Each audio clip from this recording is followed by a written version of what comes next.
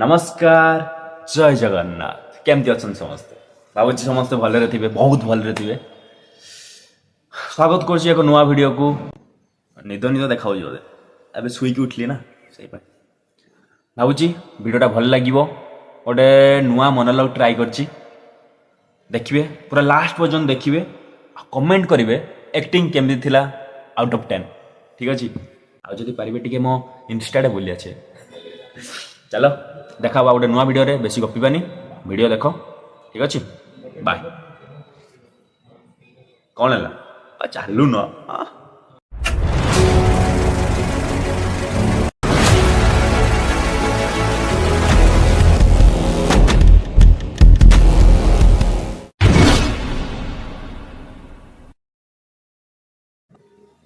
आपण माने कौन चाहते एक्चुअली मुझे जानी फास्ट तो मारे तापर पचारे कौन पाई कलु केमती कलु तापर जते बेले आमे स्टोरी कहवा शुणी सारा पर बेस एक घटिया स्टोरी शुणी शुणी कान पचि गला ए मार सला पुणी मारिबे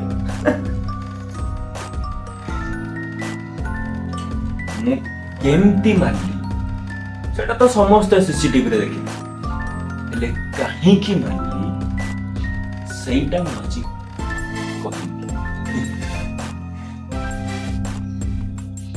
हाथ रे कुदन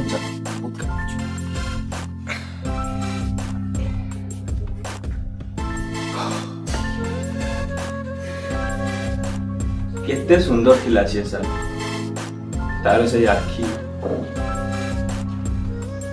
तार से हस मत तो 9 क्लास में क्रॉस हो जाइतला सर ता ऊपर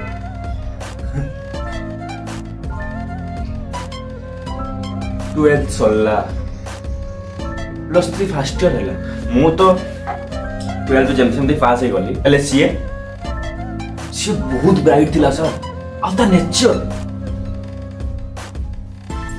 फर्स्ट ईयर भाबिली ताको डेट पाई पचारबी दिने गली ता बाबू सर आपण बिलीव करिवेनी लिटरली फाटी के मोर सतबे हाथ रे थिला ता परे भी साहस करी ता कहली हाय नाइस बैग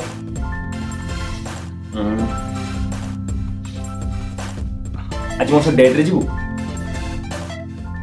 आ सर रिप्लाई आसला मु तो इवनिंग रे टेक्स्ट मु तो भाबली बोला किछ होबन ले सर इवनिंग रे गोटे टेक्स्ट आसला शी इज रेडी हाय नो जैकेट लगेली परफ्यूम लगी पूरा सूट बूट मारी रेडी हेले बस से जीवा पई पड़ला तातो मोटा पिक कली तापर हमें गलु शॉपिंग मैडम को खेलबा तला गेम गलु गेम जोन सेठी जते बेले से जीतु थिला ना सर तार सही हस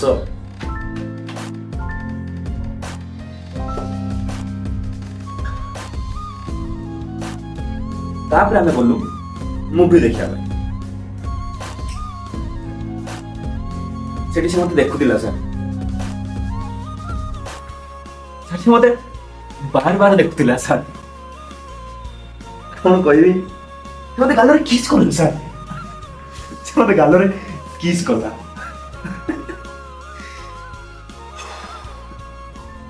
रात 11टा हेतला बहुत लेट हेतला सर घर को जीवा पई गवर्नमेंट बस मिललानी आमे गोटे प्राइवेट बस रे चढ़ी गलु सेठी से मो हाथ धरिक बसला सर आ किछि कहिबा पई जाउथिला ठीक सेति बेले सामना रे गोटे आवाज हला सर तापर गोटे लोक मो पाको आसला मते एमति की डाकी की कहिला अबे एई उठठू ताको बसिया पाई दे सेठी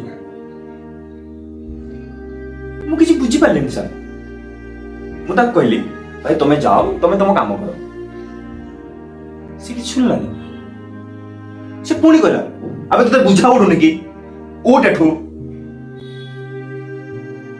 सेतले मु ठीक डरी गली सर तापरे मु ता आखी को देखली सर से भी डरी जेतला ମୁଁ ଭାବିଲି କିଛି ଗୋଟେ କରିବା ପାଇଁ ପଡିବ। ମୁଁ ବି ତାକୁ ମାନିଲି ସାର୍, ହେଲେ ସାମ୍ନାରୁ 4-5 ଜଣ ଆସିଲେ ସାର୍, ମତେ ବହୁତ ମାରିଲେ, ଏଠି ମାରିଲେ, ମୁଁ ତଳେ ପଡିଗଲି ସାର୍। ହେଲେ ସେମାନଙ୍କ ଭିତରୁ 2 ଜଣ ତା ପାଖକୁ ଗଲେ ସାର୍, ତାକୁ ଟାଣିକି ପଛକୁ ନେଇଗଲେ ସାର୍।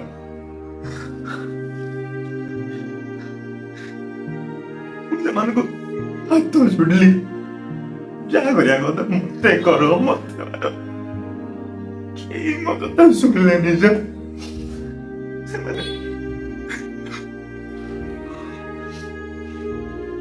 ସେମାନେ ତା ଡ୍ରେସ୍ ଟାଣୁଥିଲେ ସାର୍।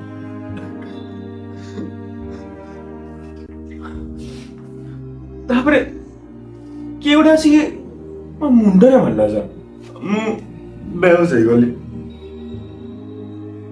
ଯେତେବେଳେ ମୋ ଆଖି ଖୋଲିଲା ମୁଁ ହସ୍ପିଟାଲରେ ଥିଲି। ସେଠୁ ମୁଁ ସାଙ୍ଗେ ସାଙ୍ଗେ ଗଲି ପୋଲିସ ଷ୍ଟେସନ, ସବୁ କଥା କହିଦେଲି, କେମିତି ଏମିତି ହେଇଥିଲା ସବୁ କହିଦେଲି। 2-3 ଘଣ୍ଟା ପରେ ଗୋଟେ ହାବେଲଦାର ଆସିକି କହୁଛୁ କି ତା ଡେଡ୍ ବଡି ମିଳିଛି ସାର୍।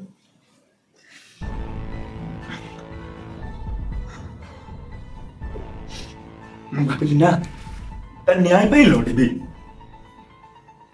ପୋଲିସ ଷ୍ଟେସନ ଦୌଡ଼ି 1 ମାସ ଗଲା, 2 ମାସ ଗଲା, 3 ମାସ ଗଲା, କେହି କିଛି କରୁନାହାନ୍ତି। ମୁଁ ପାଗଳ ହେଇଗଲି। ଭାବିଲି ଯିବି ସିଧା ଉଠେଇବି, ସମସ୍ତଙ୍କୁ ମାରିଦେବି। ସେମିତି ତ ହବନି, ଏଟା ତ ଫିଲ୍ମ ନୁହେଁ ନା। କେହି କିଛି କଲେ। ମୁଁ ରାତି କାନ୍ଦୁଥିଲି, ଖାଲି ରାଗୁଥିଲି।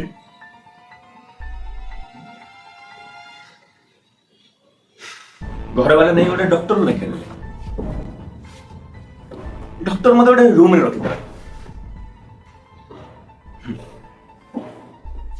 ସେଠି ସବୁ ଷ୍ଟୁଡେଣ୍ଟ ମାନେ ଆସୁଥିଲେ, ସେମାନଙ୍କ ପାଇଁ ମୁଁ ଗୋଟେ ଅବଜେକ୍ଟ ଥିଲି। ସେମାନେ ଆସୁଥିଲେ, ମୋ ବ୍ରେନ୍ ଚେକ୍ କରୁଥିଲେ, ହେଲେ କେହି ଦିଲର କଥାଟା ଶୁଣି ପାରୁନଥିଲେ ସାର୍। କିଏ ଜଣେ କହିଥିଲେ, ମୁଁ ଶୁଣିଥିଲି, ସୁଯୋଗ କେବେ ହାତ ଛଡା କରିବା କଥା ନୁହେଁ। ଗତକାଲି ଗୋଟେ ଷ୍ଟୁଡେଣ୍ଟ ଆସିଥିଲା। ଯୋଉ ଷ୍ଟୁଡେଣ୍ଟ ଆସିଥିଲା ନା ସାର୍, ସେଦିନ ଯୋଉ ହାରାମଜାଦା ମାନଙ୍କ ଭିତରୁ ଜଣେ ସିଏ ଥିଲେ। ଆଉ ତାକୁ ଦେଖିକି ସେଦିନ ଘଟଣା ଗୁଡ଼ିକ ମୋ ଆଖିରେ ଖାଲି ନାଚି ଉଠିଲା ସାର୍।